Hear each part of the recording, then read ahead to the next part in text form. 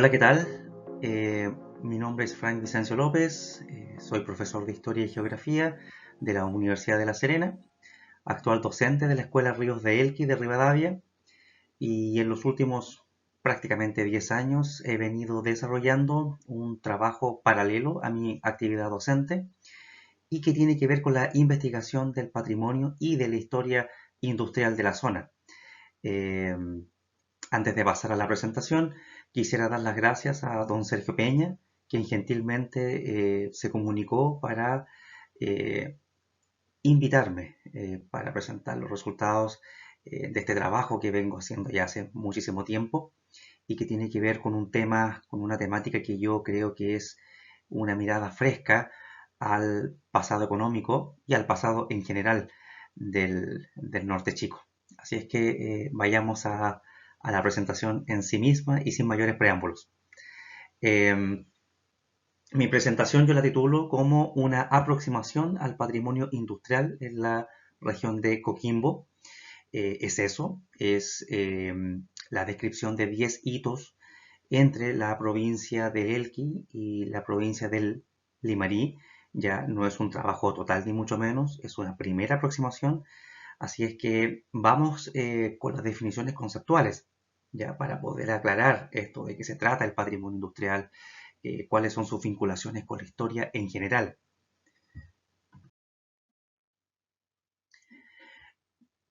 Según la definición, la definición clásica en torno al tema, que es la dada por la declaración de Nizhny o la carta de Nizhny Tagil, el patrimonio industrial se compone de los restos de la cultura industrial que poseen un valor histórico, tecnológico, social, arquitectónico o científico. Eh, Adelantando una conclusión de la presentación de hoy, diremos que los 10 hitos que presentaremos eh, cumplen a cabalidad todos y cada uno de las variables ya que son mencionadas en esta primera parte de la definición. Son de un valor histórico tremendo, trascendente, forjaron varios núcleos urbanos de hoy y su monumentalidad los hace dignos y merecedores de su estudio y de su puesta en valor. El patrimonio industrial también manifiesta un valor social como parte del registro de vidas de hombres y mujeres, donde se desarrollaron otras actividades humanas asociadas con la industria, tales como la vivienda, educación y religión. Esto es súper importante porque la industria, especialmente la industria en su modelo antiguo, siglo XIX y la primera mitad del siglo XX, la colocación de un centro fabril involucraba necesariamente la construcción de una villa residencial de trabajadores. Esto lo podemos ver en el caso de las compañías, con la villa contigua, que hacia finales del siglo XIX tenía unos 560 habitantes, una población bastante importante para el contexto eh, poblacional de esa fecha.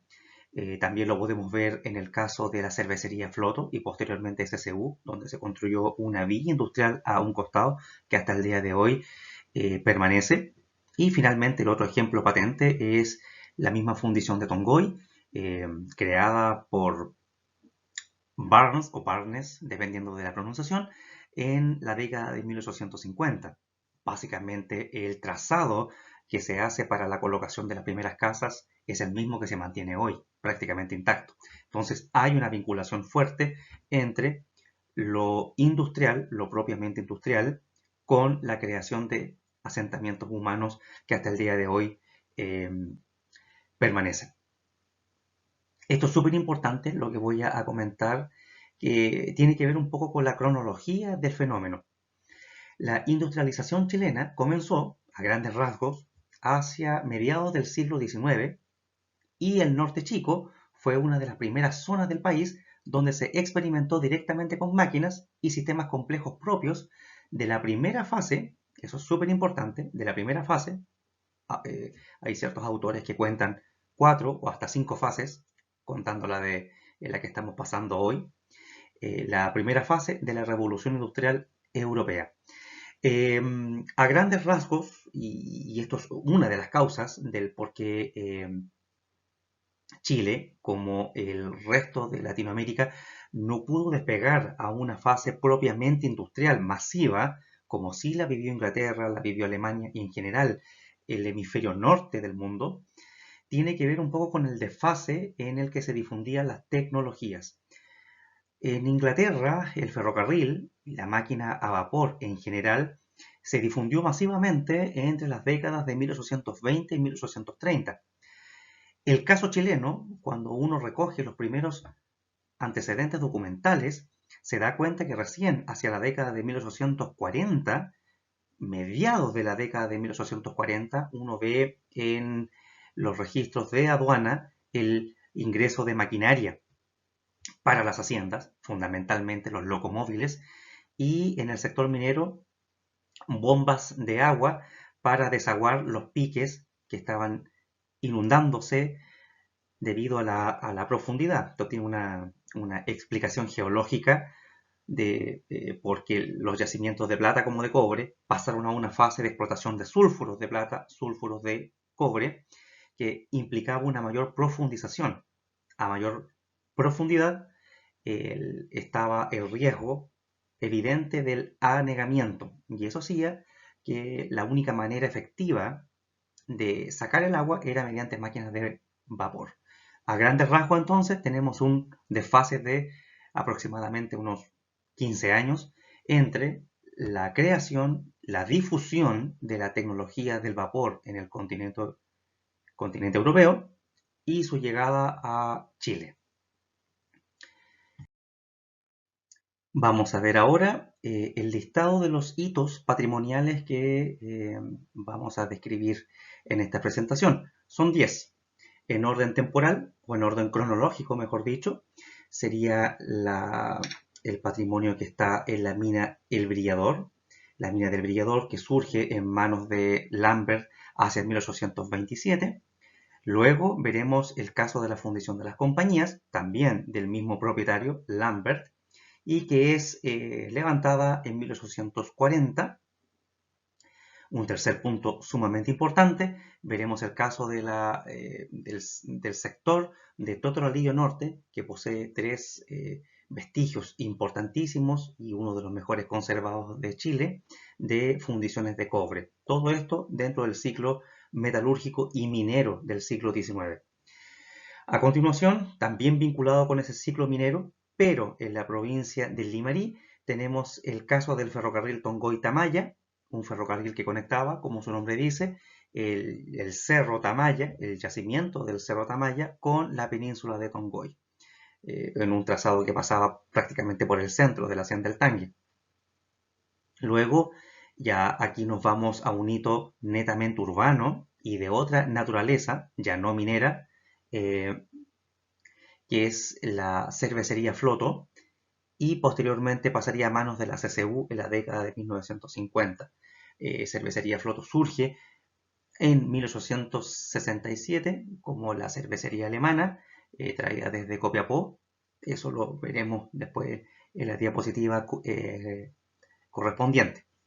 Luego tenemos un hito de gran belleza arquitectónica, como también por su monumentalidad y extensión, que son los túneles del ferrocarril del Elqui, cuando esta empresa ya estaba en manos del Estado bajo la figura de la empresa de ferrocarriles del Estado. ¿Ya? A continuación veremos una joya de la tecnología del siglo XX y un crimen que lo hayan desarmado, que es la dársena de Cruz Grande, que era el sistema mecánico que disponía la mina El Tofo para descargar el hierro en los barcos de una manera extremadamente rápida, ¿ya? Luego, un caso excepcionalísimo, porque hasta el día de hoy funciona como tal, que es la comunidad de la Hacienda del Tangue, en cuyo interior hay una serie de maquinarias interesantísimas, puestas ahí, traídas hacia la década de 1940. En penúltimo lugar, tenemos la cementera, la célebre cementera de Juan Soldado, que proveyó de materia prima para el Plan Serena, y algo relacionado con el Plan Serena, que es el muelle portuario de Coquimbo, las grúas Art-del-Craft, traídas justamente para modernizar el muelle portuario en 1952 y cuyo funcionamiento fue hasta el año aproximadamente 2011. Afortunadamente quedan dos grúas y es por eso que entran en nuestro listado de patrimonio material de un bien, ya, de un bien que podría ser puesto bajo el alero de un proyecto de puesta en valor.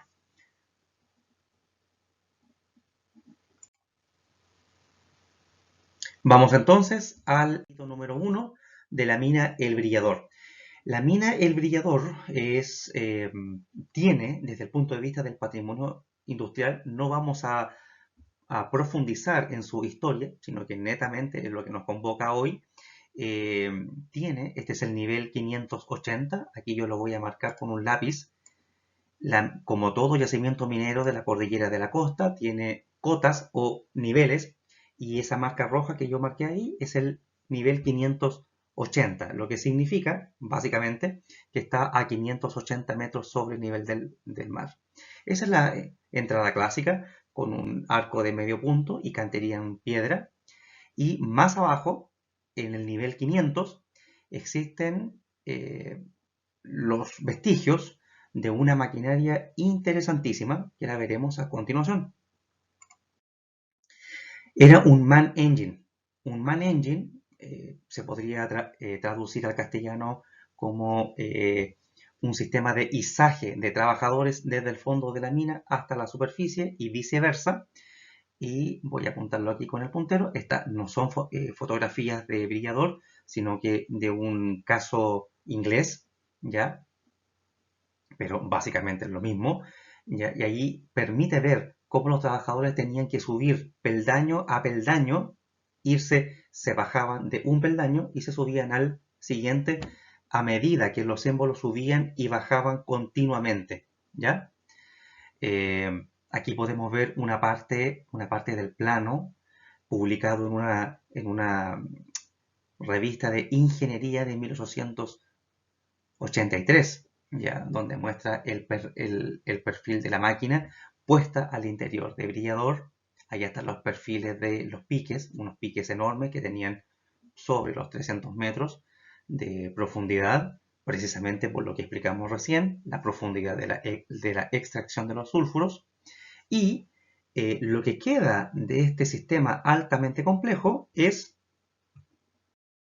ahí está, estas fotografías son del nivel 500 de un sistema de calderas que estaba al interior de este nivel. Insisto en el punto que estas fotografías son del 2014. No me consta si no ha habido un aterramiento y ha tapado este patrimonio material, ¿ya? Pero hasta 2014 tenemos la certeza de que las calderas de este sistema estaban puestas ahí, ¿ya? Y sería interesantísimo que la universidad pudiera hacer algún tipo de trabajo, al menos de descripción técnica de este tipo de calderas, ¿ya? Porque representaron una fase de la mecanización sumamente importante de la mina de Brillador.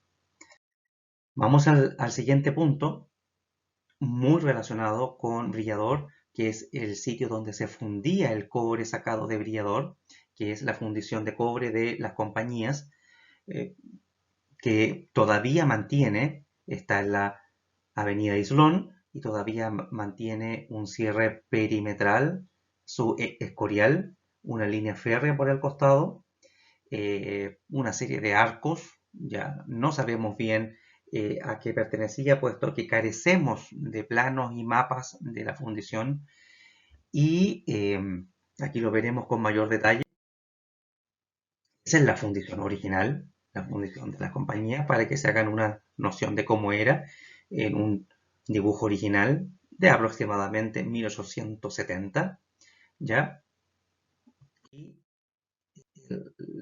los restos materiales que quedan son unos muros como contrafuerte de contención, unas plataformas en declive, algunas escaleras, como la vemos ahí, la panorámica general que les mostré recién y el muro perimetral que les mencionaba. Esto es todo lo que queda de una de las industrias quizá más modernas, y la primera es mi hipótesis de trabajo en un artículo que publiqué el año antepasado. Para mí, la fundación de las compañías vendría a ser la primera fábrica propiamente industrial chilena, ¿ya? Y el estado de conservación es bastante paupérrimo, pero afortunadamente la Municipalidad de La Serena, en una muy buena noticia, adquirió el espacio, ojalá para poder hacer algún proyecto de puesta en valor ahí, ¿ya? Sería bastante adecuado. Nuestro siguiente punto, como lo decíamos antes, es el sector de las fundiciones de Totoralillo Norte.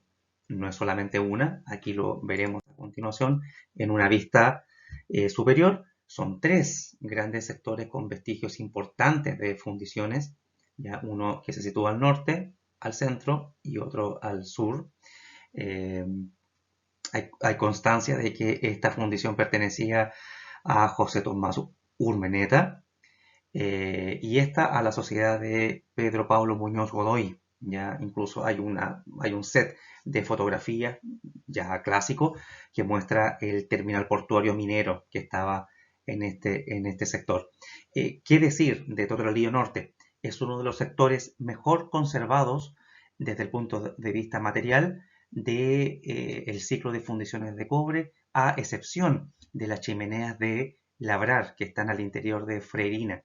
Entonces, acá urge de verdad estudios de clasificación, de descripción, inventarios técnicos de qué es lo que hay, y ojalá alguna señalética que impida el saqueo, ¿ya? Y la desaparición de piezas que podrían armar un rompecabezas interesante para poder describir esta historia industrial que sucedió en este pequeño puerto de Totoralillo Norte entre aproximadamente 1855-58 hasta, como es el cierre de la mayoría de las fundiciones de cobre chilena, hasta la Primera Guerra Mundial, 1915. Ahí vemos un set de fotografías de lo que se conserva aún en ese sector. Es impresionante. Ahí tenemos un piso que está hecho con bloques de escoria, una técnica constructiva propiamente galesa, propiamente de Swansea, de las fundiciones de Swansea. La cantería en piedra, que es típica de este tipo de empresas, de compañías, y una base de una chimenea que se asocia a un horno de reverbero. Esto también es único, porque ni siquiera en Tongoy ni en Guayacán, que son los casos como referentes, tenemos ese tipo de vestigios materiales. Sería importantísimo que eso se conservara para la historia técnica e industrial chilena.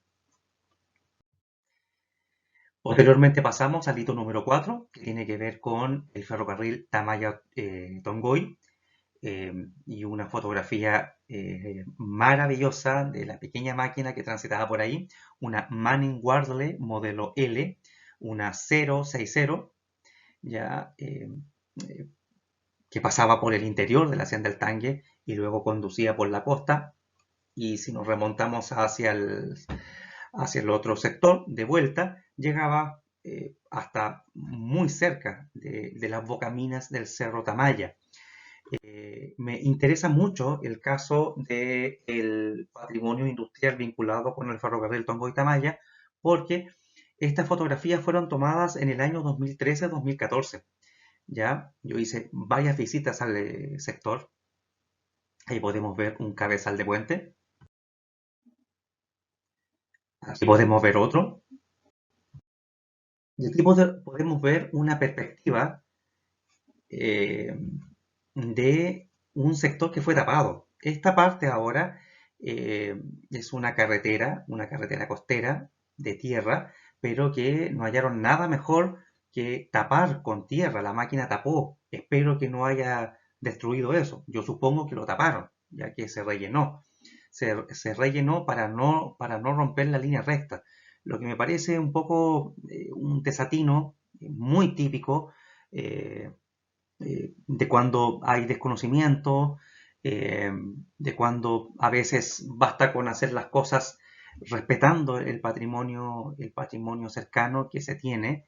Eh, de verdad cuando lo supe, cuando visité la zona y no, uno no comprende ese tipo de actitudes y de decisiones de tapar lo que es uno de los hitos simbólicos y culturales de Tongoy más importantes. Tongoy no solo es pesca, no solo es marisquería, también es historia y el ferrocarril Tongoy-Tamaya forma parte y formó parte principal de la historia de este pueblo. Entonces, es que se haya tapado igual parece, por decirlo menos, un desatino, ya como tantos otros. Voy a seguir mostrando fotos de ese mismo sector como para tomar conciencia y una perspectiva más genérica de lo que se perdió. Ahí vemos un terraplén y lo voy a marcar con el puntero. Estos eran los terraplenes, se pueden encontrar en Copiapó, en Freirina, en Chañarcillo, en todo sector donde hubo una fundición, un yacimiento minero y un puerto, ¿ya? También este es el interior de la Hacienda del Canje, por donde pasa la línea, posiblemente una base de un estanque de agua, posiblemente. Hay otra perspectiva. Y la línea recta típica que pasa por el interior de la hacienda, ese típico trazado de ferrocarril antiguo, líneas rectas, eh, muy cercana de los lechos de río. Tenemos otra perspectiva de los cabezales de puente. Vamos ahora con un icono urbano de la mayor importancia, puesto que este sector va a ser ahora la Municipalidad de La Serena, el edificio consistorial de la municipalidad, y tiene una historia industrial importantísima, que fue la cervecería Floto y posteriormente la empresa CCU. Floto fue creada, la compañía fue creada en 1867. Eh, Esta empresa se trajo básicamente de Copiapó y fue don Juan, eh, Juan Adolfo Flotoclix, el nombre siempre me cuesta, fue el que consolidó este imperio que no solamente fue una cervecería, las empresas Floto fueron también, abarcaron el ámbito de la fabricación de hielo, las inversiones mineras, la primera empresa eléctrica de la Serena, si bien es cierto no fue la primera del punto de vista histórico, pero sí, perdón, la más importante, ¿ya? Floto fue un conglomerado industrial y financiero impresionantemente influyente y muy vasto para la zona hasta la compra, como lo vemos ahí, por CCU en un programa amplísimo de compras masivas de cervecerías locales. CCU la compra en la década del 50 y desmantela la fábrica hacia finales de la década de los 90, ¿ya? Vamos ahora con un simbolismo que está en el corazón del Valle del Elqui, que son los túneles ferroviarios del ex ferrocarril del Elqui, que comenzaba su recorrido en la estación de las compañías, Isolón, hasta la estación de Rivadavia. ¿Ya? Estos túneles eh, son un vestigio de un patrimonio industrial importantísimo. Actualmente eso se puede transitar, forma parte de recorridos turísticos y es un ejemplo espectacular de cómo se puede darle una nueva función, un nuevo uso a estas construcciones, ya que en otros sectores, como hemos podido ver, están en desuso o fueron abandonadas a su suerte, a su mala suerte, ¿ya? Aquí tenemos el caso ya el número 7 de la dársena de Cruz Grande. La dársena era una joya de la ingeniería del siglo XX. Una joya, podía cargar material en 1 a 2 horas, un barco mercante y metalero completo. Ya su construcción comenzó en 1915, se tuvo que construir completamente la dársena, o sea, el sector de la bahía, se tuvo que secar ese sector, construir un dique, sacar el agua, dinamitar el sector. Es una obra titánica por los costos, como también por la monumentalidad de esta obra.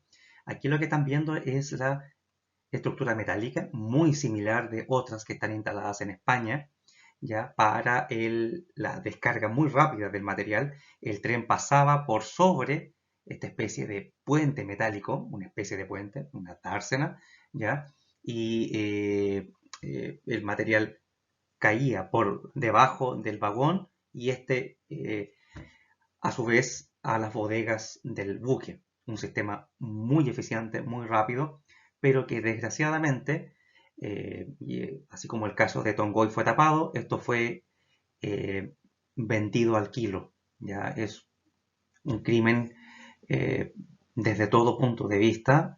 Esto podría haber sido un atractivo turístico de primer orden hoy para la región de Coquimbo y especialmente para la comuna de La Higuera. ¿Ya? Vamos con el hito número 8, la Hacienda del Tangue. Es un caso eh, espectacular, no solamente porque esto no es solo patrimonio, no es solo historia, sino que está funcionando hasta el día de hoy. Ahí tenemos una visión una foto del aserradero. Ahí tenemos otra del sector de Esquila, de la lana de oveja. La hacienda del Tangue hasta el día de hoy es reconocida mundialmente por la calidad de su lana y es un ejemplo de una comunidad agrícola que funciona, que es un ejemplo exitoso de trabajo cooperativo y comunitario. Ya, insisto, no es solo un patrimonio industrial regional, es también una historia presente, ya, valga la contradicción, ya, es una construcción preciosa de estilo galesa, el estilo de construcción de las casas, como podemos ver eh, acá, lo voy a marcar con un punto rojo, aquí. Ese tipo de construcción solamente se ve en Inglaterra, ¿ya? Y nada, o sea, es un tremendo orgullo el que este tipo de empresas siga funcionando de una manera tan eficiente hasta el día de hoy y manteniendo las características de su trabajo tal como fueron eh, concebidas hacia la década de 1940, cuando la Hacienda eh, recibe la asesoría técnica de un empresario inglés que venía de Magallanes, ¿ya? De la industria precisamente lanera de Magallanes. Vamos con el hito número 9, ya prácticamente estamos finalizando, con la fábrica de cemento de Juan Soldado. Eh, Quizás una de las empresas más recordadas por los serenenses, una empresa que tuvo un funcionamiento muy breve, curiosamente, funcionó entre los años 1942 y 1958, pero cuya memoria es muy bien recordada en la comunidad por la importancia que tuvo en función del Plan Serena. El Plan Serena, esta serie de construcciones, tanto en el centro de la ciudad, en el casco histórico de la ciudad, como en el muelle portuario de Coquimbo, todo ese cemento salió de la empresa de cemento de Juan Soldado y es recordado como un cemento de altísima calidad. Por desgracia, la empresa de Juan Soldado competía ya con Cemento Melón y posteriormente con Polpaico, y Melón termina por adquirir la compañía hacia 1951, 1952 y se convierte en una empresa de fosfatos y posteriormente cierra sus funciones a finales de la década del 60. A continuación, una pequeña sorpresa de fotografías eh, que datan aproximadamente de mediados de 1980 y ahí podemos ver cómo todavía se conservaban eh, los, eh, los hornos cilíndricos, ¿ya? Eh, Acá hay otra visión de la compañía, de la empresa por dentro, ¿ya? con gran parte del material todavía intacto. Y ahí tenemos una tercera visión final, una foto final. ¿Esto qué es lo que nos está diciendo? Que perfectamente esto podría haber sido conservado ya como un ejemplo de patrimonio industrial regional. Sin embargo, tenemos la misma tónica de siempre, el desarme, el desguace, la venta por chatarra, la venta al kilo, ya, y en otros casos el saqueo lisa y llanamente de nuestro patrimonio. Y finalmente nos convoca a presentar las grúas Ardell Crab, un ejemplo industrial tecnológico muy avanzado para la década de los 50, traídas directamente de Alemania. Las grúas Ardell Crab vinieron a revolucionar el carguío y el izaje de cargas. A pesar de su monumentalidad, estas grúas podían levantar una carga de no más de 5 toneladas, 5.000 kilos, ya, pero era lo suficiente y eran muy rápidas, lo que significó un cambio en la forma del transporte de cargas. Todos podemos ver postales, por ejemplo, de Coquimbo Antiguo, donde la carga se trasladaba desde el muelle, se bajaba a hombro o se bajaba por rampas de madera hasta un lanchón de madera, el que a su vez llegaba hasta el buque, para posteriormente ser nuevamente izado a las bodegas del barco. Este era un proceso lentísimo, ¿ya? Y que vino a ser eh, acelerado, ¿ya? Por la adquisición de las 6 grúas en el contexto del Plan Serena, ¿ya? De estas 6 grúas se desmantelaron 4, se vendieron como chatarra al kilo. Afortunadamente, la empresa portuaria ha conservado 2 y esperamos que el municipio de Coquimbo pudiera hacer algo al respecto con un proyecto de puesta en valor. Serían un hito portuario, más allá de su naturaleza de patrimonio industrial, serían un hito simbólico portuario impresionante.